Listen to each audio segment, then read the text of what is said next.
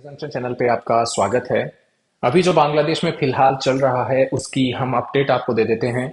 बांग्लादेश के prime minister जो हैं शेख हसीना साहब, उन्होंने रिजाइन कर दिया और रिजाइन करने के बाद में उनकी ऐसी खबरें हैं कि वो अभी भारत लौट रही हैं या फिर भारत के रास्ते जो हैं वो यूनाइटेड किंगडम, जहाँ पे उनकी सिस्टर रहती हैं, उनका सिस्टर का निवास है वहां पे उनके जाने की खबरें हैं।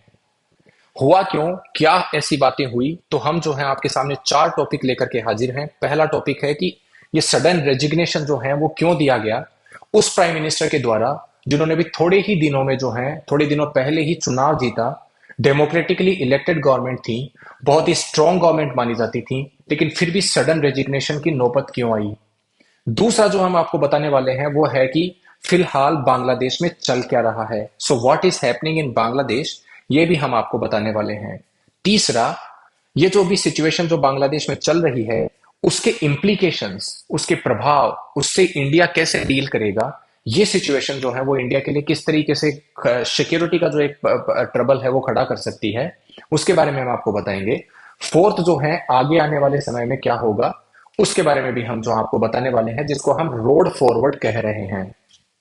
तो अगर मैं पहली बात आपको बताऊं कि ये सडन रेजिग्नेशन क्यों आया, तो आपको मैं बता दूं कि शेख हसीना जो हैं वो, जैसे मैंने बताया कि इंडिया ने ट्रेन सर्विसेज बांग्लादेश के साथ में सस्पेंड कर दी हैं। इंडिया ने ये भी एडवाइजरी जारी करी है कि भाई जो बांग्लादेश में जा रहे हैं वो अभी नहीं जाएं, क्योंकि उनको कहीं ना कहीं सुरक्षा का खतरा पैदा हो सकता है। तो मैं आपको बताऊं कि रेजिग्नेशन दिया क्यों। बांग्लादेश में ये जो प्रोटेस्ट हैं वो काफी दिनों से चल रहे हैं। हमारे आर्य जंक्शन चैनल पे ही हमने जो करंट अफेयर्स का टॉपिक था उसमें बताया था डिटेल में कि कोटा सिस्टम जो है वो बांग्लादेश में जो कि लागू किया गया था, वहां के मिलिट्री जिन्होंने वॉर लड़ा था इंडिपेंडेंट स्ट्रगल के लिए, उनके लिए। तो और वो जो है जुडिशरी और गवर्नमेंट के बीच में वो एक तरह से कैसे टसल का पॉइंट हो गया था। उसने जो है जो खाई पैदा करी वहां के समाज में, वो जो है इस सडन रेजिग्नेशन का कारण बन गया। वो प्रोटेस्ट इतना फैल गया कि करीबन 300 स्टूडेंट्स की और जो प्रोटेस्टर्स थी, पुलिस पर्सनल थे, उनकी जाने गई। और उसकी वजह से जो था धीरे धीरे बांग्लादेश में पूरी तरीके से जो है ये प्रोटेस्ट फैलता गया। अब प्राइम मिनिस्टर शेख हसीना, जो कि अभी तक तो इस प्रोटेस्ट को जो है डील कर पा रही थी, लेकिन उसके बाद में क्या हुआ कि मिलिट्री का जो एक रोल होना चाहिए, मिलिट्री से जो उनको सिक्योरिटी मिलनी चाहिए, वो कहीं ना कहीं एब्सेंट सी दिखी। मिलिट्री ने अपना रोल वो प्ले नहीं किया जो कि उनको करना चाहिए था। और आज तो नौबत ऐसे आ गई कि वहां पे देखिए, जो मैं आपको पिक्चर दिखा रहा हूं, प्रोटेस्टर्स ने, जैसे मतलब शेख हसीना का जो घर है जिसको अपन प्राइम मिनिस्टर ऑफिस कहते हैं हमारी कंट्री में, तो शेख हसीना के घर में घुसे और वहां पे उन्होंने तोड़फोड़ करी, वहां पे आगजनी करी। वहां के यूटेंसिल्स, वहां के जो सामान वगैरह हैं वो सारे सब कुछ जो है उनको वेंडलाइज, चोरी, लूट वगैरह करा। तो एक तरह से प्राइम मिनिस्टर को अपनी सिक्योरिटी का खतरा हुआ और उन्होंने जो है वहां से फिर मिलिट्री के साथ में, ऐसा बताया जाता है कि डील की, जैसे मिलिट्री जो है वो प्राइम मिनिस्टर को कंट्री से बाहर निकलने के लिए फैसिलिटेट करेंगी। और जो आर्मी जो है वो, जैसे अभी आर्मी जनरल जो है वहां के, उन्होंने 2 बजे के आसपास बांग्लादेश के देश को संबोधित करते हुए कहा कि अब एक इंटरिम गवर्नमेंट बनेगी, अंतरिम सरकार बनेगी। और वो अंतरिम सरकार जो है कहीं ना कहीं बांग्लादेश के जो इंटरेस्ट है उनको सिक्योर करेगी, peace and law and order को एस्टेब्लिश करने में मदद करेगी। उसमें जो है ज्यादातर अपोजिशन पार्टीज के मेंबर जो है वो हिस्सा लेंगे। आपको बताएं कि अंतरिम सरकार, उसके बाद में वैसे भी चुनाव होंगे, क्योंकि अभी अवामी पार्टी का जो है वहां पे मेजोरिटी है। और आपको बताएं कि जो दूसरी पार्टी है वहां की, जो बांग्लादेश की जो opposition party, main opposition party है, वो इस्लाम बेस्ड पार्टी है। और उसके ऊपर जो है वो बांग्लादेश की अवामी लीग की जो गवर्नमेंट ने थी, उसने उसके ऊपर प्रतिबंध लगा रखा था। तो उनका भी रोल जो है, ये जो अभी समस्या चल रही है उसमें उनका भी रोल काफी आ रहा है। सडन रेजिग्नेशन के कारण ये भी बताए जा रहे हैं कि कोटा सिस्टम का जो प्रोटेस्ट है वो तो इमीडिएट रीजन है। जो लॉन्ग टर्म जो वहां पे सिचुएशन खड़ी हो रही थी उसका रीजन जो था वो इकोनॉमिक था। कोविड 19 के समय के दौरान वहां पे जब कोविड का समय आया, तो आपको बताएं कि जितने भी कंट्रीज थे कोविड के दौरान स्ट्रगल कर रहे थे, चाहे उनकी महंगाई, इन्फ्लेशन हो, चाहे उनका फिस्कल डेफिसिट हो, वो अनकंट्रोल्ड हो गया था। बांग्लादेश जैसी जो इकोनॉमीज हैं वो एक्सपोर्ट के ऊपर ज्यादा डिपेंड करती हैं। तो एक्सपोर्ट जो है वो कम हो रहे थे, कम होने की वजह से बहुत सारी जॉब्स गई और वहां पे जो है महंगाई भी बढ़ती गई। तो कहीं ना कहीं वो अनरेस्ट काफी बढ़ रहा था। दूसरा कारण, जब रशिया और यूक्रेन का वॉर आया, तो रशिया और यूक्रेन के वॉर के कारण जो तेल की कीमतें थी, देखिए भारत की सरकार ने इसके बारे में बहुत बड़ा डिसीजन लिया, वो था कि तेल की प्राइसेस को इन्होंने कंट्रोल रखा। बांग्लादेश ऐसा करने में जो था कहीं ना कहीं विफल साबित हुआ। ऑयल प्राइसेस के बढ़ने की वजह से इन्फ्लेशन बढ़ा, महंगाई बढ़ी, और जो लोग थे उनकी जो दैनिक दैनिक जो जीवन चर्या थी कहीं ना कहीं वो एक तरह से अनसस्टेनेबल हो रही थी। तो उनके जो है लॉन्ग टर्म कॉजेज जो है मैंने आपको बताए। तो ये रीजन है कि शेख हसीना साहब के खिलाफ जो अविश्वास जो झलक रहा था वो अभी एक सडन रेजिग्नेशन का कारण कैसे बना। अब हम दूसरे टॉपिक जो कि मैंने बताया था आपको कि अभी फिलहाल जो बांग्लादेश में क्या चल रहा है, तो आपको बताएं कि फिलहाल बांग्लादेश में जो प्रोटेस्टर्स हैं वो प्रोटेस्टर काफी मात्रा में प्रोटेस्ट कर रहे हैं। सारे देश में प्रोटेस्ट फैल चुका है। कोटा सिस्टम की जो एक जो प्रोटेस्ट थी वो स्टूडेंट के प्रोटेस्ट से लेकर के अब अपोजिशन पार्टीज ने जो है उसको टेक ओवर कर लिया है। और अपोजिशन मेंबर्स जो हैं इसको कहीं ना कहीं वहां की जो सरकार है उसको उखाड़ फेंकने के लिए जो है अपना चीज का यूटिलाइजेशन किया और आज उनको सफलता मिल गई। अभी फिलहाल जो है वहां पे आर्मी के हाथ में सारी सत्ता है, अंतरिम सरकार बनेगी। आर्मी की सत्ता होने की वजह से अब धीरे धीरे जो है कहीं ना कहीं जो ये प्रोटेस्ट है जिनके कारण लॉ एंड ऑर्डर की समस्या खड़ी हुई है, पीस की समस्या खड़ी हुई है, कॉन्स्टिट्यूशनल क्राइसिस की सिचुएशन खड़ी हुई है, और उसकी वजह से इकोनॉमी को जो नुकसान पहुंचने वाला है। आपको बताएं कि जो बांग्लादेश है उसके कई सारे इकोनॉमिक पैरामीटर्स हमारे बाकी के जो नेबरिंग कंट्रीज हैं उनसे ज्यादा हैं, उनसे ज्यादा बेहतर हैं। लेकिन जब ऐसे अनरेस्ट, सोशल अनरेस्ट पैदा होंगे तो डेफिनेटली उसकी कंट्री की इकोनॉमी को नुकसान पहुंचेगा। तो फिलहाल ये चल रहा है।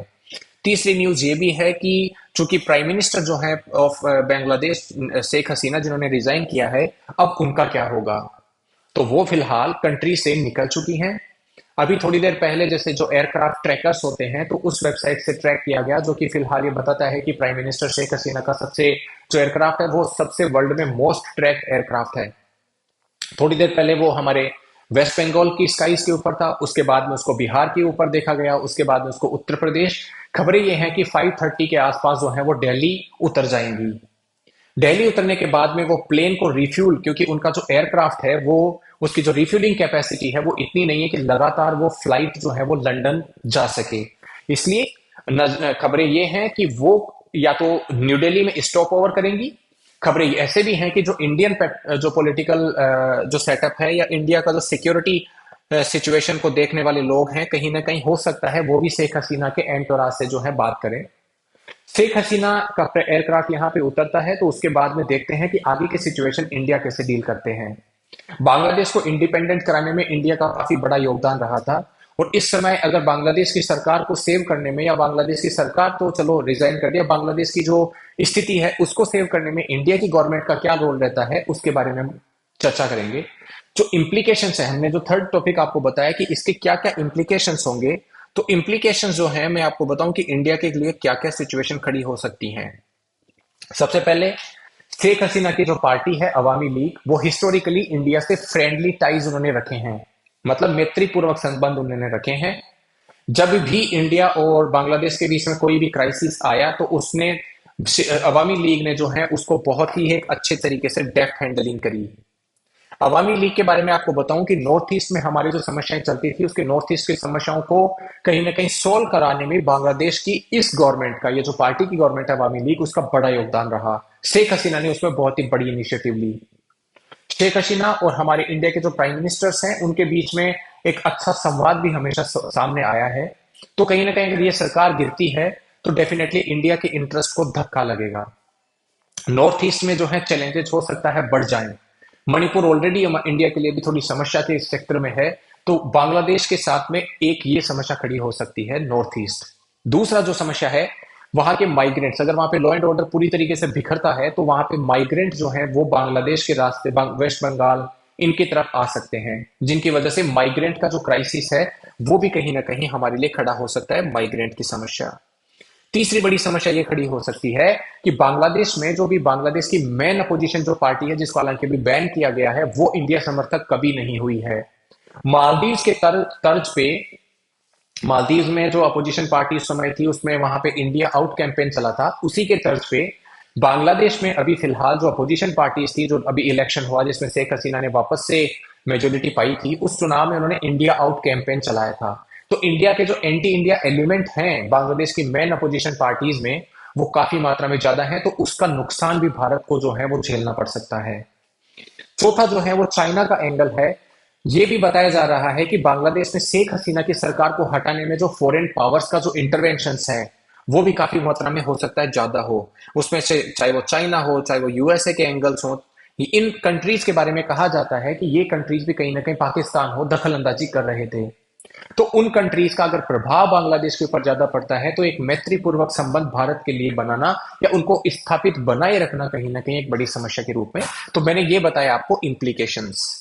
अभी फिलहाल अगर मैं रोड फॉरवर्ड की बात करूं कि आगे आने वाले दिनों में हमें क्या देखने को मिलेगा, तो मैं आपको बताऊं कि बांग्लादेश को जो है, जैसे आर्मी के चीफ, बांग्लादेश के आर्मी चीफ ने बांग्लादेश की जनता को जो है संबोधित करते हुए बताया कि इंटरिम सरकार बनेगी, आर्मी के हाथ में फिलहाल एडमिनिस्ट्रेशन रहेगा, उसके बाद में अंतरिम सरकार बनेगी।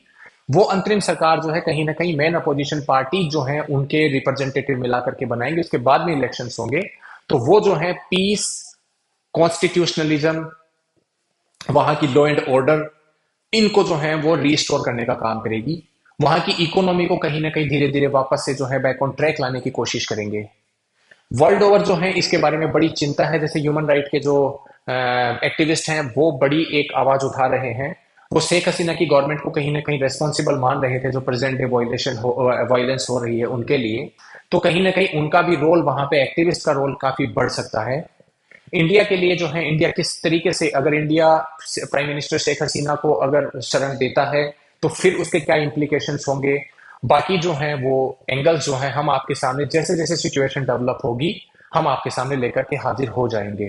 तो ये फिलहाल में हमने आपको बताने की कोशिश की कि बांग्लादेश में फिलहाल क्या चल रहा है, किस तरीके से जो है सिचुएशंस इंडिया के लिए खतरा पैदा कर सकती है। हम ये चीजें जो हैं वो आर्य जंक्शन चैनल पे इसलिए बताते हैं कि हमारे स्टूडेंट जो है सर्वप्रथम आगे रहे किसी भी चीज को समझने में। आप इससे अपने नोट्स भी बना सकते हैं। Thank you.